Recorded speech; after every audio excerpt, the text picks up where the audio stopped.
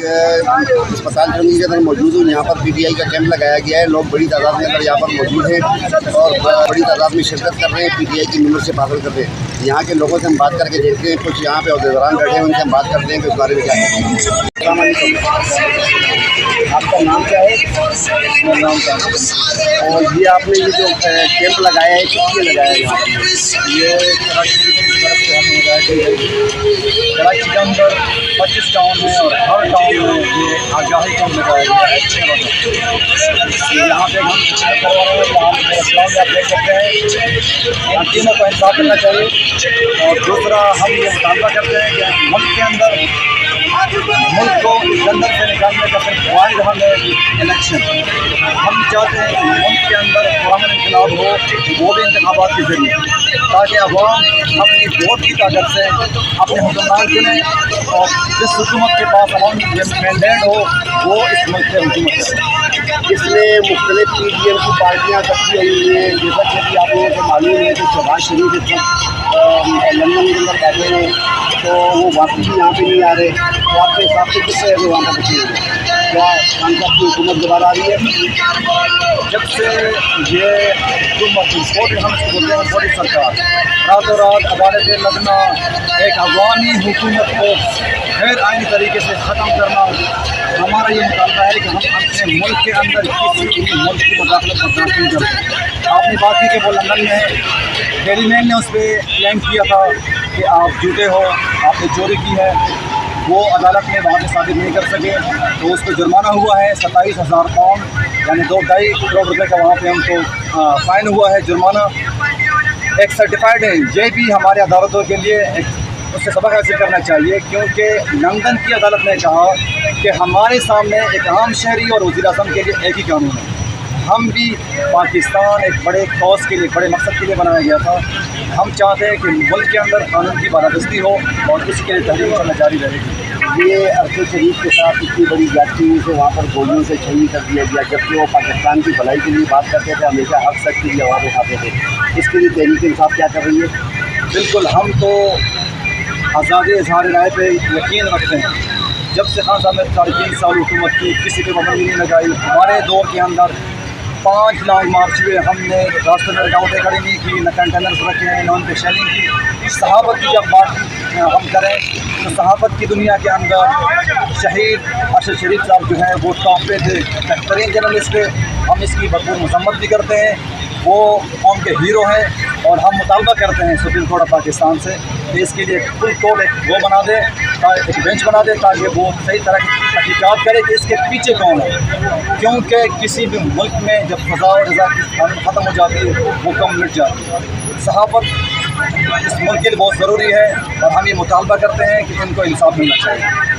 इस्लामी जमहूरिया पाकिस्तान, यहाँ पर इस्लाम के तहत लोगों के साथ भलाई होनी चाहिए थी, लेकिन यहाँ पर 70 साल के बुजुर्गों को कपड़े उतार कर नंगा करके उनको खड़ा कर दिया जाता है, उनकी फैमिली के उनको वीडियो भेजी जाती है। तो ऐसे में अगर PTI की गवर्नमेंट आती है तो इसके लिए क्या कानून बनाएंगे? बिल्कुल, जैसा कि खान साहब ने लास्ट हफ्ते खान साहब ने सदर पाकिस्तान को खत लिखा है, क्योंकि सदर पाकिस्तान एक सुप्रीम लीडर होता है तमाम एजेंसियों का, तमाम स्टेट इदारों का। खान साहब ने उनको एक खत लिखा है कि आप तमाम इदारों के हुदूद जो है वो तयन करें, ताकि मुल्क के अंदर एक पुरअमन इनकलाब हो।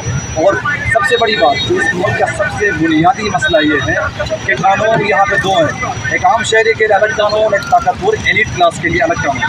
हाँ, सब चाहते हैं कि इस मुल्क के अंदर कानून की बालादस्ती हो, कानून के सामने आम शहरी और वज़ीर-ए-आज़म एक दूसरे को बिहार करें। इस वक्त जो सहाफ़त की जो पोजीशन है और जो सहाफ़ी सच सामने लाता है, सच के लिए बात करता है, उसको दबा दिया जाता है। मुख्तलिफ गवर्नमेंट भी इसके अंदर इन्वॉल्व होती हैं, इदारे भी शामिल होते हैं। तो क्या खान साहब की गवर्नमेंट आने के बाद सहाफ़ियों को तहफ़्फ़ुज़ फराहम होगा? बिल्कुल, क्योंकि वो एक अवामी और हकीकी लीडर है मुल्क के अंदर। अगर के बाद अगर कोई हकीकी लीडर आए जिसके पास अवामी ताकत हो और वो ये एक जमहूरी मुल्क है, अवाम जो फैसला करेगी वो अटल होगा। خان صاحب اس سے بلیو کرتے ہیں وہ اداروں کے اندر ایک مثبت تبدیلی لائیں گے تاکہ ہر ادارہ اپنا دائرۂ اختیار کے اندر رہ کر کے اس ملک کی بقا کے لیے کام کرے اور کسی پہ بھی پابندی نہیں ہونی چاہیے. ہماری پارٹی ایک جمہوری پارٹی ہے, ہم آزادی اظہار رائے پہ یقین رکھتے ہیں اور انشاءاللہ جب خان صاحب کی دوبارہ میں یہ آپ کو خبر سناتا ہوں قوم کو کہ خان صاحب دوبارہ آئیں گے, وہ بھی 2 دہائی سے آئیں گے انشاءاللہ, اور ہم اپنی صحافی جو ہم برادری ہے ان کے ساتھ کام کرے ہیں اور ان کی تحفظ کے لیے انشاءاللہ قوانین بنائیں گے. یہ جو آپ نے بینر لگایا ریفرینڈم کے لیے, اس کے عوام کو کوئی پیغام دینا چاہیں گے آپ؟ میں یہ چاہتا ہوں جب سے خان صاحب نے یہ تحریک شروع کی آج سے تقریباً 30 سال پہلے 1996 میں تحریک انصاف, یہ جو تحریک انصاف کی تھی کہ ملک کے اندر قانون کی بالادستی ہو, قانون کے سامنے ایک برابر ہو, ملک کے اندر عدل و انصاف ہو, یہاں امن ہو, روزگار ہو. کسی نے بھی ملک کے اندر نہ ڈیموں کی بات کی, نہ موسمیات کی بات کی, نہ سیاحت کی بات کی, نہ اداروں کو مضبوط کرنے کی بات کی. تو خان صاحب انشاءاللہ جب اس بار آئیں گے تو وہ آپ عوام کے ووٹ کی طاقت سے آئیں گے اور وہ عوام کے لیے انشاءاللہ قوانین بنائیں گے. ملک کے اندر ایک مثبت تبدیلی آئے گی اور انشاءاللہ سب کو انصاف بھی ملے گا, روزگار بھی ملے گا اور پاکستان ایک عظیم ملک بنے گی. پاکستان لوگ گرین پاسپورٹ کی انشاءاللہ عزت کریں گے دنیا میں. یہاں کافی سارے لوگ کھڑے ہیں, میں چاہتا ہوں کہ ایک پاکستان کا نعرہ لگا دیں, پاکستان زندہ باد. کتنے خواب دکھائے سب کو جھوٹے نکلے سارے, انصاف کا سبب ہے کھیل نہیں. کتنے خواب دکھائے سب کو جھوٹے نکلے سارے, انصاف کا سبب ہے کھیل نہیں ہے. ارمان قوم کے فور سیل نہیں ہے, سارے پیڑ تیرے جیسے لینا چاہے باری. سب سے پہلے ملک ہے میرا, سن لے دنیا ساری. اپنے وطن کی آن بان کے لیے جن جانواری کا